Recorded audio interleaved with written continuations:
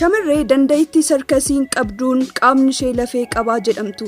Sarkasiin anaaf addunyaa koos jireenya kootis jetti. Dhalattee kan guddatte naannoo Tigraay Wiqiroo kan Maqalee irraa fageenya kiiloomeetira 45 irratti argamtutti. Amma garuu Biriitaaniyaa jiraatti. Senayt Aseffa.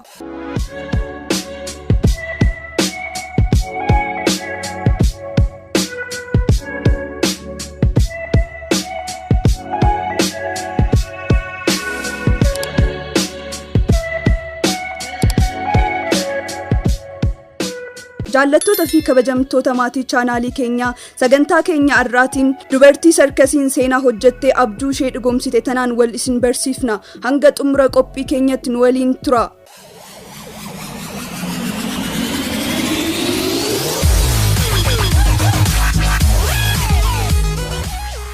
Guyyaa guyyaan qophiilee chaanaalii Sinqee Productioniin hojjetamanii dhiyaatan argachuuf chaanaalii keenya subscribe akka gootan kabajaan isin gaafanna. Senayt agarsiisa sarkasii kana biyyoota akka Ameerikaa, Ingiliz, Spain, Switzerland, Dubai, China, Germany, Romania, Belarus fi Australiyaatti taasifteen leellifamtee jirti. Shamarreen kun sadarkaa leellifamuu kanarra gahuun duras bu'aa bahii jireenya hedduu keessa darbuu BBC'tti himtee jirti. Dubartii maaliif mana hin teenye? Senayt wayitaa waggaa 11 jirtu ture kan sarkasii Tigray waliin hojjechuu eegalte. Sarkasiin Tigray akka koo namoota baay'ee horate. Anis miseensanan waan ta'eef carroomtudha. Senayt jaalala sarkasiin kan hawwatamte osoo maatiin sitti hahaaf barnoota kee irratti xiyyeeffadhu jedhamtuu fi dhiibbaa hawaasa hunda dandamattee ta'uu dubbatti.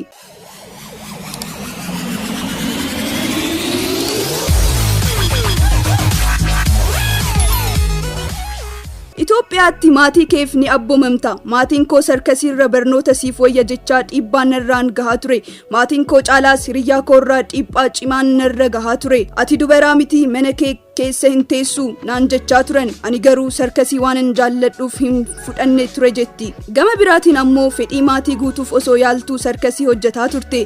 Guyyaa guutuu barataa olee galgala ammoo nan qo'adha jedhee sobuun manaa bahee sarkasichaaf deema ture. Taayitii sarkasii ittiin hojjedhu akka hin mul'anneef uffata jalaan uffadheen kitaaba fi dabtara baadhee bahaa ture. Maatiinis sababa fedhii Senayt qalbii isaanii bakka lamatti qoodamee ture. Haati kiyya barsiiftuu waan taateef yoo barbaadde sarkasiitti fufuu dandeessa jetteen abbaa kootiin abbaan koo garuu hin fudhatu jetti. Achiinis haati koo gabaattan erge jechaa naaf dhoksiti turte.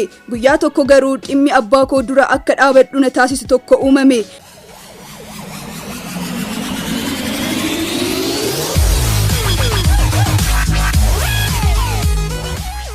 Guyyaa agarsiisaaf shaakalu tokko achuma bulee abbaan koo galgala hojii galee rafe. Ganama isaas ka'ee Senayt eessa jedhee gaafate. Haati koo nan erge jette. Obboleettiin koo garuu yoo gaafatamtu ammoo mana hin bulle jettee himte. Abbaan koos gaafatee bakkeen sarkasiitti hojjedhu dhufe.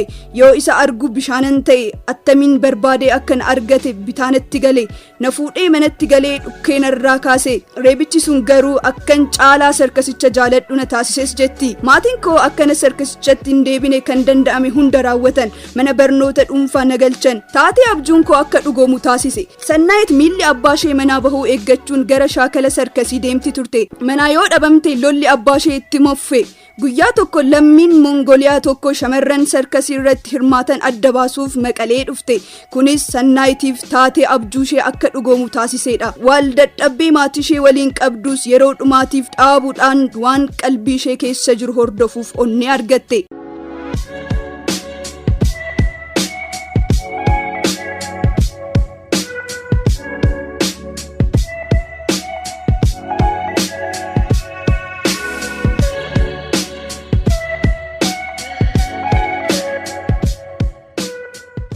Abbaan kun carraa guddaa waan ta'eef akkan sarkasii keessa hojjedhuuf naaf heeyyamuu qabda. Mana barnootaas deemuu hin barbaadun jedheen ni dide. Torban lamaaf manaa badeen leenjii cufaa dubartii Mongoliyaatti qophaa'e fudhachuuf kaampii deeme.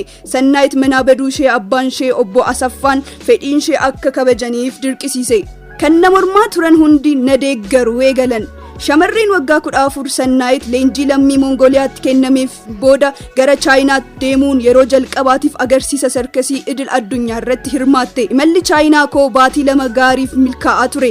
Isaan booda warri na mormaa turan hundi sarkasiin daandii jireenya ishiiti jedhanii akka na fudhatan waan ta'eef waltajjii sana hin irraanfadhu jetti.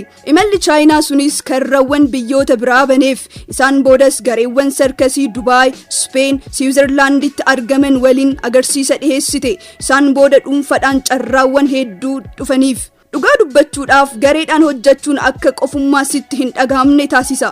Haa ta'u malee dhuunfaan hojjechuu koon ammoo ofitti amanamummaa waan qabaattuuf caalaa cimtuu si taasisas jetti.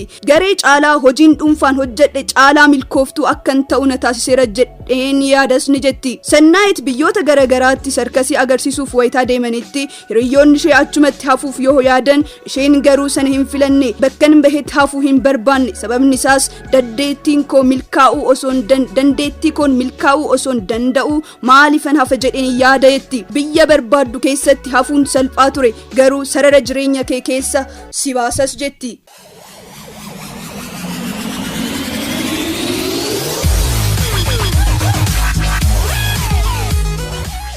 Dhuguma qaamni ishee lafee qaba.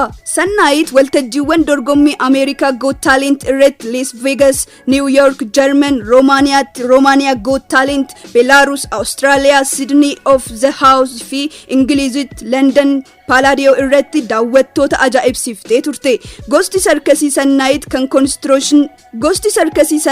kan contortion jedhamu beekamu yoo ta'u agarsiisawwan waltajjii irratti agarsiistuu fi bu'aa kalaqa ishee qalbii daawwattoota hawwachuu dandeessee jirti.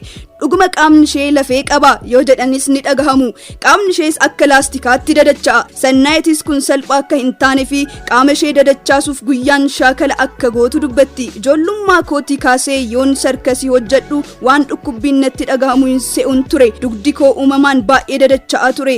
Ta'us hojicha wayita cimsaa xiqqoo cimaa deema. Kanaaf qaamni koo akkuma dadacha'uu isaa itti fufuuf guyyaatti sa'aatii 2 nan shaakalas jetti. Sochii qaamaa guyyaa guyyaatiin alatti haalli soorataas gahee waan qabuuf of eegdi. Senayt biyyoota addunyaa garagaraa irratti naannoftee sarkasii agarsiiftullee akka lakkoofsa Itoophiyaatti bara 2013tti garuu taateen akka Tigray gadhiiftee baatu taasisee ishee mudate. Waraanni Tigray osoo hin eegalin guyyaa 2 dura Finfinnee turte. Akkuma tasaa wanti hundi jijjiirame. Isaan boodas utumaan gara Ingilizitti imalte.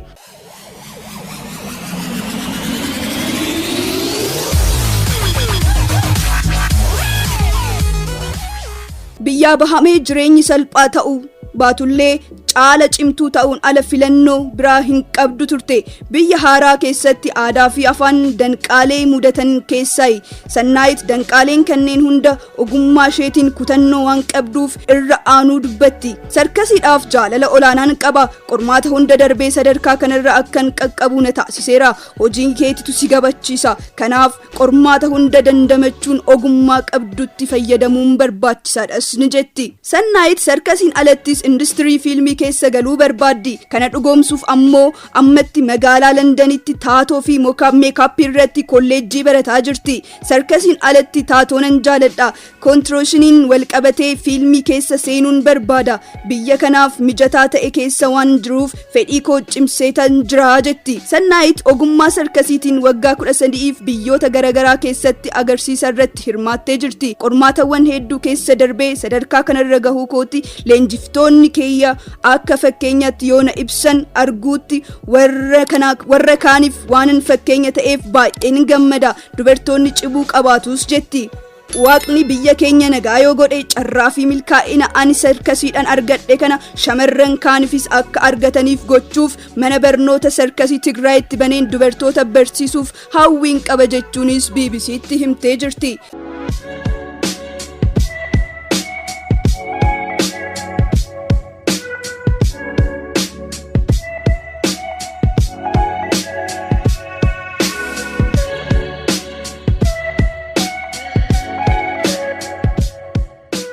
daawwattoota keenya qophii arraaf qindeeffannee kanumaan xumurraa hanga xumura sagantaa keenyatti waan nu faana turtaniif guddaa isaa galatoomaa jecha odeeffannoowwan waqtaawaa fi sirrii argachuuf ammoo chaanaalii keenya subscribe like share gochuu hin dagatinaa isiniin jenna nagaan nuuf tura.